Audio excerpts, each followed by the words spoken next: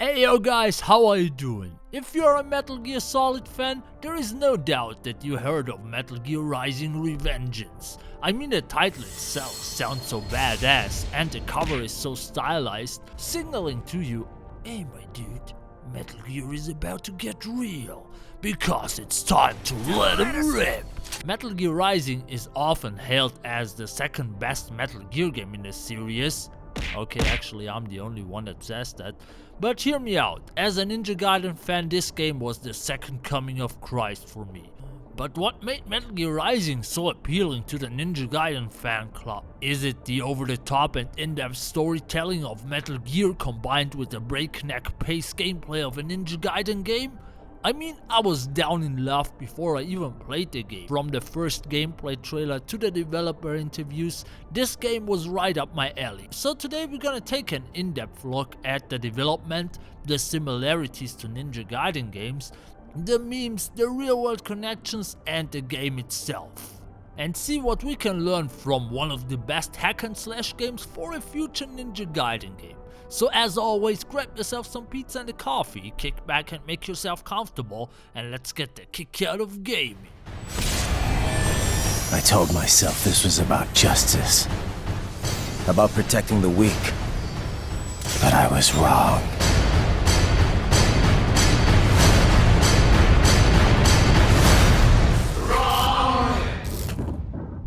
When gamers talk about their favorite Metal Gear game, it's often a race between Metal Gear Solid 1 and Snake Eater.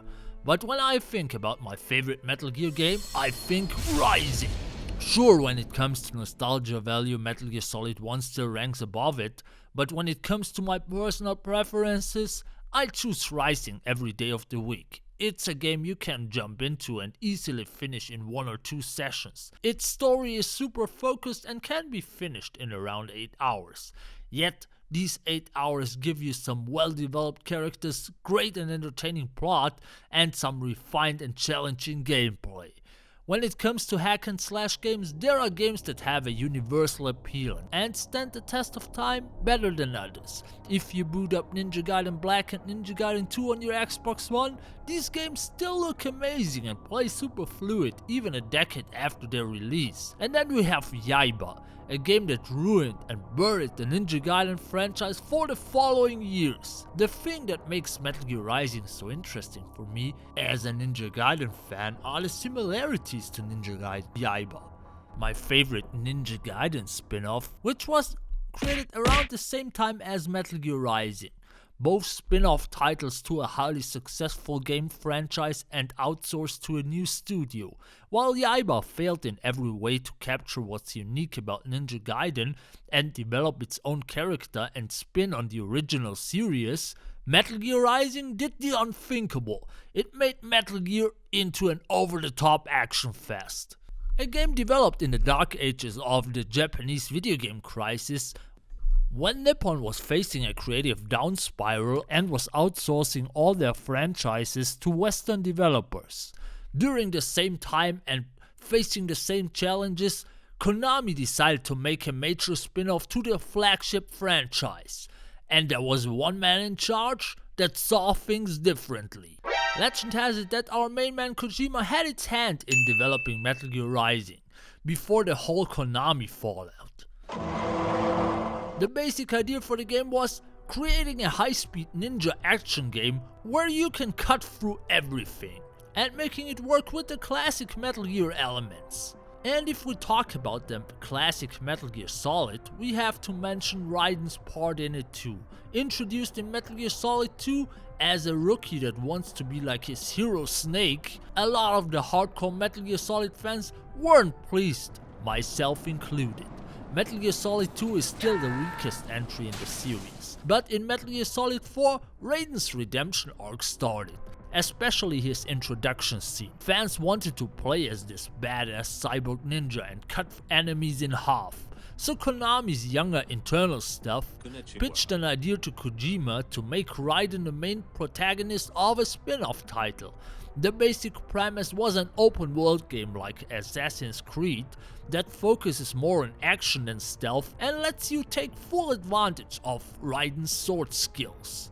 The story itself was written by Kojima Productions, more specifically by Etsu Tamari, who had previously written the briefing files for Metal Gear Solid Peace Walker and later worked on Ground Zeroes and Metal Gear Solid 5. The project was going well, and Kojima worked on developing the Fox engine and Peace Walker while just supervising the Rising project.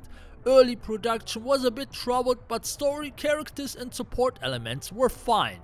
But the gameplay lacked focus. The idea to cut through everything was clear, but the game design was a challenge for Konami's internal team, since they hadn't worked on an action-focused game before, and there was no unified vision between the team members on how to balance the game design around those ideas. So in 2010, Konami decided to cancel the project since it wasn't progressing as expected. But Kojima wasn't ready to give up, and his team didn't want all these ideas and concepts go to waste. So they were looking for a studio to finish what they started. And this is the biggest diversion from Ninja Gaiden Yaiba. They weren't looking outside of Japan, they were trying to pull off an inside job. Since it was a ninja action game with heavy reliance on swords, a Japanese studio would be the perfect fit. So they approached Platinum Games, who at this point already made fast-paced action games like Bayonetta and Vanquish. After presenting their ideas and what Konami already had, Platinum decided to take on the challenge, and in a matter of weeks, they handed Konami a clear plan on how to improve their ideas and concepts and further develop the project. And in early 2013, Metal Gear Rising finally saw the light of day, to much critical and commercial acclaim. So let's take a look at what made this game so unique, what defined its gameplay, and why you should check out Metal Gear Rising if you love Ninja Gaiden. What the hell are you? Why don't you stick around and find out?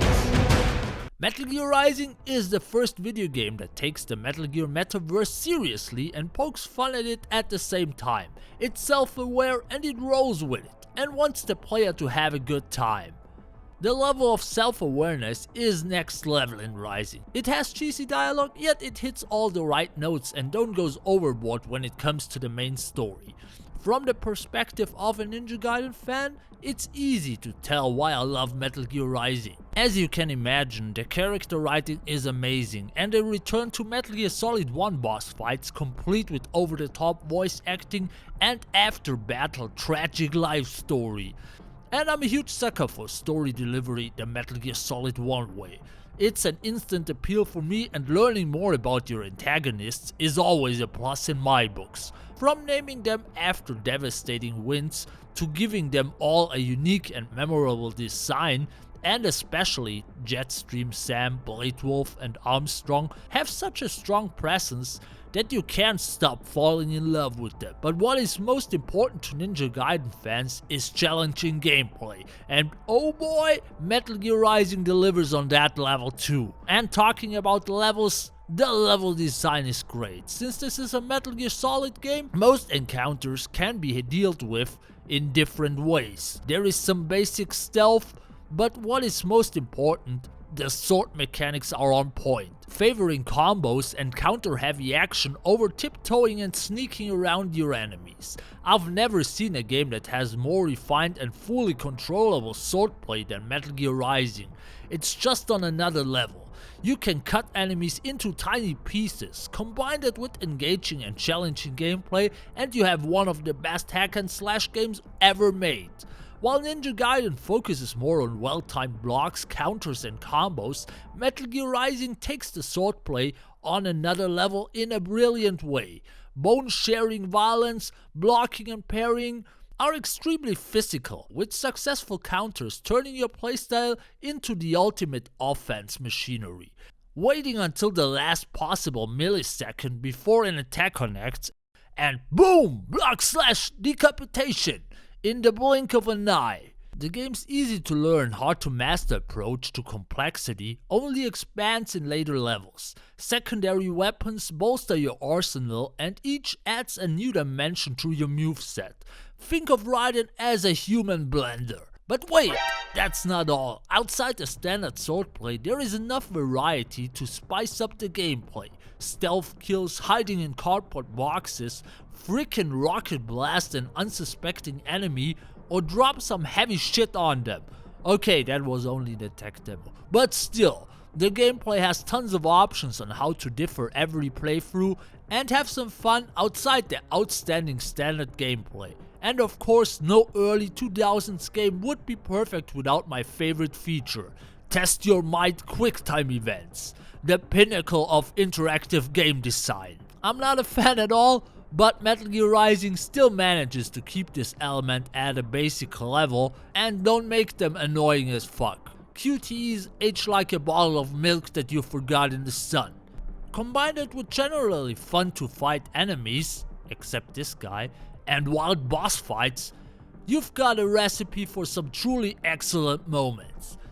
Metal Gear Rising is big, loud, and stupid in all the right ways. And if it isn't clear from the opening moments, then the first boss encounter makes it obvious. Metal Gear Rising goes over the top and beyond. Raiden runs toward Metal Gear Ray using the missiles as platforms as he parkours his way through the air and chops the menacing machine in half with his freaking sword. And to be clear, this is the opening sequence, literally the first real encounter you have in the entire game. And the story of Revengeance is as ludicrous as its fast-paced action. It's so over the top, it's downright insane. It's an exhilarating ride from start to finish. And the combat is really tight and well balanced as soon as you get the hang of the controls. Once you dig into Raiden's moveset a bit more, there is a really rewarding game to be found. There is a surprising amount of depth in the game. Parrying is especially satisfying, and there is a real sense of progress when you go from Blade Wolf as a boss fight at the beginning of the game to effortlessly fighting multiple Blade Wolves at the same time. The addictive combo-based swordplay oozes ridiculous style and insane violence in equal amounts. Later on in the story, Raiden gains the ability to go into berserk mode when his fuel cells are fully charged. This is called Ripper mode. While Raiden's batteries drain, he is allowed to slice and dice enemies without going into blade mode and can ignore enemy armor and slice right through them. This mode only lasts a few seconds, but it's a devastating trick that can turn the tide of a battle. One of the biggest things where the game gets seriously ridiculous are the boss fights. These can be especially large in scale or one-on-one fights with another cyborg. Either way, they're intense and fun as hell. Here is where both blocking and parrying becomes top priority. While the core experience is not very difficult, the boss fights spike rather high and will not hesitate to kill you if you are not careful. But they are still the highlight of the game. And another highlight of Metal Gear Rising is the soundtrack. When we talk about Metal Gear Rising, we have to talk about the soundtrack. Okay. Let's dance. One of the more noticeable elements in Metal Gear Rising's design is its new metal soundtrack. Previous Platinum projects such as Bayonetta incorporated similar highly stylized music with a great deal of success. Such prominent thematic composing is much a part of the studio's identity as its commitment to splashy fight scenes. But the soundtrack is one of the most memorable chapters in Metal Gear Rising's story, because Platinum didn't hire a heavy metal musician to craft such a rocky score. No, they enlisted the help of an American film and gaming composer, Jamie Christopherson. With the help of Logan Mader, the former guitarist of Machine Head, and some other super talented metalheads, he co-wrote and produced this once-in-a-lifetime soundtrack. While game soundtracks share many components with film music, games are different because of their interactivity. The best music is the kind that adapts correctly to the environment and gives the player feedback. It's always doing something to enhance the gameplay. And this is what Metal Gear Rising's soundtrack really nails. Those remix pieces don't start out with the vocals, But as the battle continues, the music ramps up until right at the end, when the vocals come in. It continuously builds in intensity. Its vocal tracks set in the moment the boss fight enters the hard stage. And to add things up, the vocals explain the motivation of the bosses a bit further, the reason to fight, which adds some next level immersion that I haven't seen in any other game before. Every boss has its own theme, and every one of them is running on my gym playlist for years now. The Metal Gear Rising music is artistically on another level. The industrial metal plus the vocals explaining the motivations of the bosses, they went the extra mile. As a creator, I have nothing but respect for artists that put in the extra effort. I haven't seen anything like that before in gaming, and this shows how much possibilities are still left, that we are still at the beginning of the creative journey. But as always, it's not all sunshine and rainbows. Revengeance loses its footing on a few encounters as well. A Raiden? Jack, give it a rest. I can't bear watching you do that. I disapprove. Return to your duties. That's what I feel like saying, but I'm beginning to feel like putting you in charge was not such a good idea. Some of the more basic enemy types tend to be placed in ways that annoy and infuriate more than they challenge. There are a few hiccups with the gameplay and the mechanics too. The camera is not the best in the world, and many times it would end up spinning around to the point I was attacking and getting attacked by enemies that weren't even on the screen.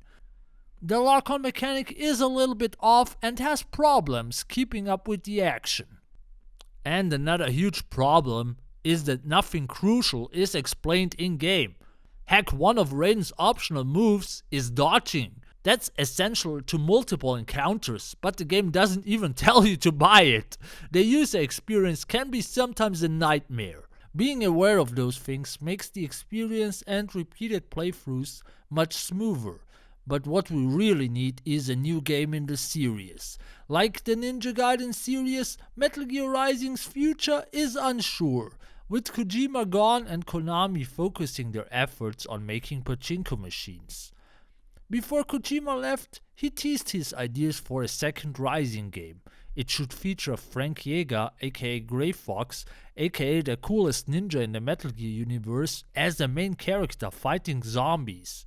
A cyborg ninja fighting zombies? Does that ring any bells? But yeah, that's a sequel I would love to see. Or Platinum Games working with Team Ninja on making Ninja Gaiden 4. That would be a dream come true. Just imagine Platinum had made Ninja Gaiden Yaiba. Unfortunately, that didn't happen. Free will is a myth. Religion is a joke. It's controlled by something greater. Meanings. The DNA of the soul. So, to sum things up, in today's over-exaggerated gaming market and its attention economy, the older Metal Gear games are a hard sell to newcomers. When most of us rival the attention span of a goldfish, I would argue Metal Gear Rising is the perfect entry point to get the highlights of this series. Strong storytelling combined with fast-paced action in an ultimate package. Metal Gear Solid Rising is the first game where the sword gameplay mechanics are fully realized and give you full control over the combat and how you want to fight your enemies, and cut them into tiny pieces. Like Max Payne 3's gun mechanics, no other game till this day matches the swordplay in Metal Gear Rising.